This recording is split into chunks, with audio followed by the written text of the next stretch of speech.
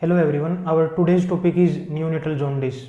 Neonatal jaundice में सबसे पहले इसके अदर नेम होते हैं neonatal hyperbilirubinaemia, icterus neonatorum. और इसके अंदर क्या होता है, येलोइश कलरेशन हो जाती है हमारी आई की, फेस की, नेजोलेबियल फोल्ड की, टिप ऑफ नोज की। और जो सबसे पहले जो हमको देखने को मिलेगी येलोइश कलर जो है वो देखने को मिलेगा स्क्लेरा के अंदर। जॉन्डिस के अंदर जो बिलीरुबिन का लेवल है, अनकंजुकेटेड बिलीरुबिन का लेवल है, वो होता है 5 mg/dl या तो 5 mg या फिर उससे ज़्यादा। जो टोटल सीरम बिलीरुबिन लेवल होता है टर्म के अंदर, अगर वो 12 mg/dl से ज़्यादा है तो हम उसको मान के चलेंगे कि बच्चे को क्या है, जॉन्डिस है। और प्री टर्म के अंदर अगर 15 mg/dl से ज़्यादा है तो भी मान के चलेंगे कि बच्चे को क्या है, नियोनेटल जॉन्डिस है। आरबीसी पे जो है हीमोग्लोबिन पिगमेंट प्रेजेंट होता है। हीमोग्लोबिन जो फर्दर दो पार्ट्स में डिवाइड होता है, हीम और ग्लोबिन। ग्लोबिन जो प्रोटीन्स होते हैं वो दोबारा से उनका क्या है, रीअपटेक हो जाता है हमारी बॉडी के अंदर। हीम जो है वो कन्वर्ट होता है बाइलिवर्डिन में with the help of enzyme haem oxygenase. Biliverdin भी फर्दर कन्वर्ट होता है अनकंजुगेटेड बिलीरुबिन में with the help of enzyme biliverdin reductase. Unconjugated bilirubin जो हो लिपिड सोल्यूबल बिलीरुबिन होता है। अब अनकंजुगेटेड बिलीरुबिन जो हो एल्ब्यूमिन के साथ बाइंड अप होके हमारे लीवर के पास जाता है। लीवर क्या करेगा, अब अनकंजुगेटेड बिलीरुबिन को कंजुगेटेड बिलीरुबिन के अंदर कन्वर्ट कर देगा with the help of enzyme UDPGT, जिसकी फुल फॉर्म होती है यूरिडाइल डाइफॉस्फेट ग्लूक्रोनाइल ट्रांसफरेज।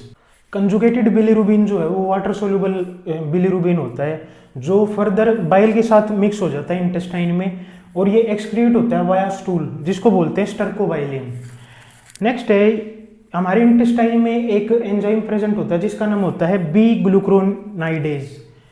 ये क्या है, बी ग्लूक्रोनाइडेज क्या है, ये फर्दर क्या करता है, ये हमारे इंटेस्टाइन में ये कंजुगेटेड बिलीरुबिन को दोबारा से अनकंजुगेटेड बिलीरुबिन में चेंज कर देता है। अब अनकंजुगेटेड बिलीरुबिन जो है दोबारा से फिर वो एल्ब्यूमिन के साथ बाइंड अप होगा, फिर से वो लीवर के पास जाएगा, फिर से जो है वो कंजुगेटेड में चेंज होगा। तो एक ये प्रोसेस चलती रहती है, उस प्रोसेस को बोलते हैं एंटेरोहिपेटिक सर्कुलेशन। नेक्स्ट है, काफी बार जो है बिलीरुबिन, अनकंजुगेटेड बिलीरुबिन जो वो ब्लड ब्रेन बैरियर को क्रॉस कर जाता है हमारे ब्रेन के अंदर। कंजुगेटेड कभी भी ब्लड ब्रेन बैरियर को क्रॉस नहीं करता, केवल अनकंजुगेटेड ही ब्लड ब्रेन बैरियर को क्रॉस कर सकता है। अगर ब्लड ब्रेन बैरियर को अनकंजुगेटेड बिलीरुबिन क्रॉस कर गया तो वो एक डिजीज कोज कर सकता है जिसका नाम होता है कर्निकटेरस, या फिर इसी का नाम होता है ब्रेन इंसेफेलोपैथी। नेक्स्ट है कोजेज। कोजेज में सबसे पहले है अनकंजुगेटेड बिलीरुबिन के कोजेज। इसमें भी सबसे पहले है हेमोलाइटिक डिजीजेज, जिसमें इसके एग्जाम्पल्स हैं erythroblastosis fetalis, ABO incompatibility, Rh incompatibility, G6PD deficiency. G6PD की फुल फॉर्म होती है, एक एंजाइम होता है ग्लूकोज 6 फॉस्फेट डिहाइड्रोजिनेज। इसके अलावा सेकंड कोज है impaired hepatic Uptake of bilirubin, कि बिलीरुबिन का जो है वो अपटेक ही नहीं हो रहा। इसमें सबसे पहले है एल्ब्यूमिन डेफिशिएंसी। एल्ब्यूमिन की अगर हमारी बॉडी में डेफिशिएंसी होगी तो अनकंजुगेटेड बिलीरुबिन जो है वो इसके साथ बाइंड अप नहीं होगा, जिसकी वजह से वो लीवर के पास नहीं जा पाएगा और वो कंजुगेटेड में कन्वर्ट नहीं हो पाएगा। नेक्स्ट है, कुछ एक ड्रग्स होती हैं, जैसे इसमें एग्जांपल है सल्फोनेमाइड। सल्फोनेमाइड ड्रग क्या करती है, वो एल्ब्यूमिन का और अनकंजुगेटेड बिलीरुबिन का बाइंड अप नहीं होने देती, उनका कॉम्बिनेशन नहीं होने देती, जिसकी वजह से क्या होगा, फर्दर अनकंजुगेटेड बिलीरुबिन का लेवल क्या रहेगा, हाई। नेक्स्ट है कंजुगेटेड बिलीरुबिन के कोजेज। कंजुगेटेड बिलीरुबिन के कोजेज में सबसे पहले है कोलिडोकोलिथियासिस। इसमें जो है सीबीडी होती है, कॉमन बाइल डक्ट, उसके अंदर स्टोन्स प्रेजेंट होते हैं। सेकंड है extra hepatic biliary atresia. Extra hepatic biliary atresia जो है वो सबसे मोस्ट कॉमन कोज होता है चिल्ड्रंस के अंदर लिवर ट्रांसप्लांटेशन का। और लास्ट है डुबिन जॉनसन सिंड्रोम। अब है इसके टाइप्स में सबसे पहले है फिजियोलॉजिकल जॉन्डिस। फिजियोलॉजिकल जॉन्डिस का अदर नेम होता है नॉन हीमोलाइटिक जॉन्डिस। हमेशा फिजियोलॉजिकल जॉन्डिस के अंदर जो है क्लिनिकल अपीयरेंस जो होगा वो होगा 24 आवर्स आफ्टर बर्थ। कभी भी 24 आवर से पहले जो है वो उसका क्लिनिकल अपीयरेंस शो नहीं होगा। अगर वो हो रहा है 24 आवर से पहले तो उसको हम बोलेंगे पैथोलॉजिकल जॉन्डिस। नेक्स्ट है बिलीरुबिन का लेवल जो है वो कभी भी 5 mg/dl से अबो रेज नहीं करेगा, और जो टोटल सीरम बिलीरुबिन का लेवल है वो कभी भी 15 mg/dl से अबो रेज नहीं करेगा। नेक्स्ट है ये अपने आप डिसअपियर हो जाता है 2 से 3 वीक्स के अंदर। और इसके कोज क्या होते हैं? कोज में सबसे पहले है लीवर इमेच्योरिटी, जो देखने को मिलती है मोस्टली प्री टर्म लीवर के अंदर। सेकंड है यूडीपीजीटी एंजाइम, मैंने आपको पीछे बताया था कि एक एंजाइम होता है जो मोस्टली अनकंजुगेटेड बिलीरुबिन को कंजुगेटेड बिलीरुबिन के अंदर कन्वर्ट करता है लीवर के अंदर। अगर इसकी डेफिशिएंसी होगी तो इसकी वजह से। थर्ड है पॉलीसाइथीमिया, और फोर्थ है अगर आरबीसी की जो लाइफ स्पेन है वो ही कम है। सेकंड है पैथोलॉजिकल जॉन्डिस। पैथोलॉजिकल जॉन्डिस का सेकंड नेम होता है हेमोलाइटिकल जॉन्डिस। इसके अंदर क्या होगा, जो जॉन्डिस है वो अपीयर हो जाएगा with in 24 hours of birth. 24 घंटे के अंदर अंदर जो है इसका क्लिनिकल अपीयरेंस होना स्टार्ट हो जाएगा। इसके अंदर हमेशा जो है बिलीरुबिन का लेवल रहेगा अबव 5 mg/dl, और जो टोटल सीरम बिलीरुबिन है उसका लेवल रहेगा 15 mg/dl से ज़्यादा। इसके अंदर क्या है, हमारे जो पाम्स और सोल होते हैं उसकी क्या है, येलो स्टेनिंग हो जाती है। नेक्स्ट है ये ट्रीट नहीं होगा खुद से, ये 3 वीक्स के बाद भी बना रहेगा। लास्ट है इसके कोज में सबसे जो मोस्ट कॉमन कोज होता है वो होता है इरिथ्रोब्लास्टोसिस फिटेलिस, और जो सेकंड होता है वो होता है RH इनकम्पैटिबिलिटी। अब है असेसमेंट। असेसमेंट में सबसे पहले है येलोइश कलरेशन देखने को मिलेगी हमको, और येलोइश कलरेशन देखने को मिलेगी सिफेलोकोडल प्रोग्रेशन में, यानी कि सबसे पहले हेड पे, उसके बाद एब्डोमेन पे, उसके बाद लेग्स पे।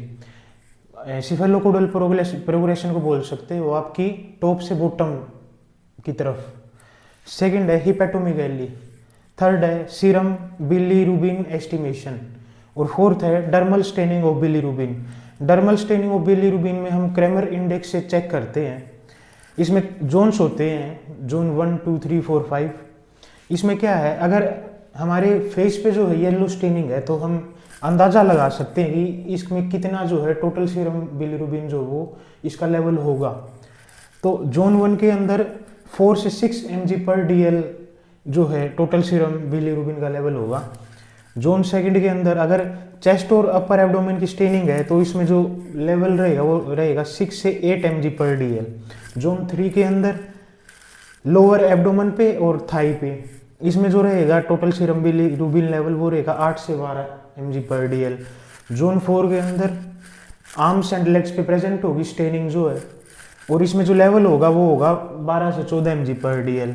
लास्ट है जोन 5। जोन 5 के अंदर हमारा जो पाल्म एंड सोल है उस पे भी जो है येलो स्टेनिंग प्रेजेंट होगी, और इसमें जो लेवल रहेगा या तो 15 या उससे ज़्यादा mg/dl।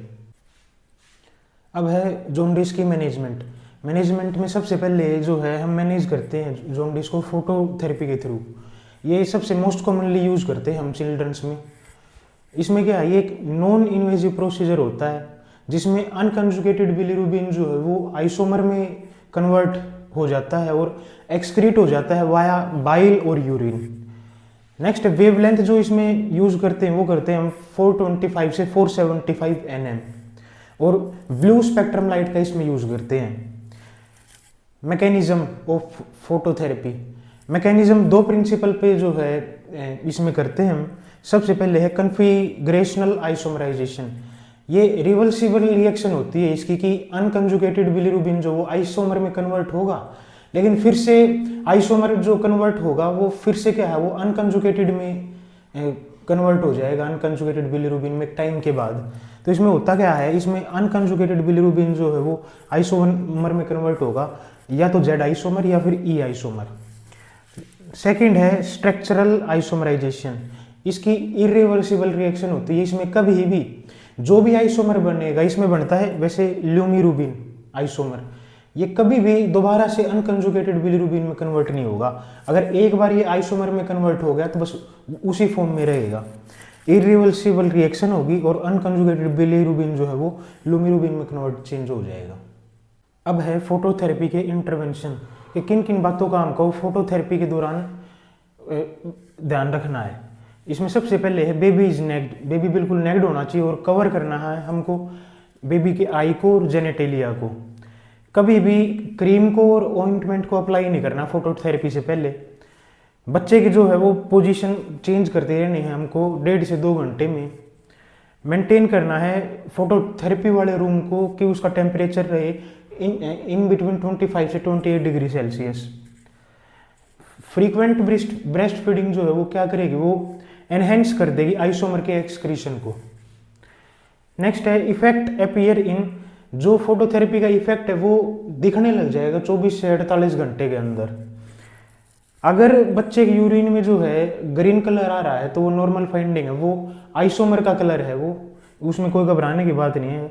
और लास्ट है इसकी कॉम्प्लिकेशन हो सकती है फोटोथेरेपी की, dehydration, hyperthermia, skin rashes, bronze baby syndrome और रेटिनल डैमेज। सेकंड मैनेजमेंट है एक्सचेंज ब्लड ट्रांसफ्यूजन। ईबीटी जो है वो ट्रीटमेंट ऑफ चॉइस होता है पैथोलॉजिकल जॉन्डिस के अंदर। ईबीटी क्या करेगा, रैपिडली रिमूव कर देगा बिलीरुबिन को और ये प्रिवेंट कर देगा कर्निक टेरस होने से। थर्ड है फार्माकोलॉजिकल ट्रीटमेंट, जो इसके अंदर ड्रग ऑफ चॉइस रहेगी वो होती है फिनोबार्बिटोन। फिनोबार्बिटोन क्या करती है, ये जो यूडीपीजीटी एंजाइम होता है उसके प्रोडक्शन को और उसके एक्टिविटी को बढ़ा देता है। सेकंड है मेटालोफॉर्फेरिन्स। मेटालोफॉर्फेरिन्स क्या है, ये बिलीरुबिन का जो प्रोडक्शन होता है उसी को कम कर देता है by inhibiting enzyme haem oxygenase.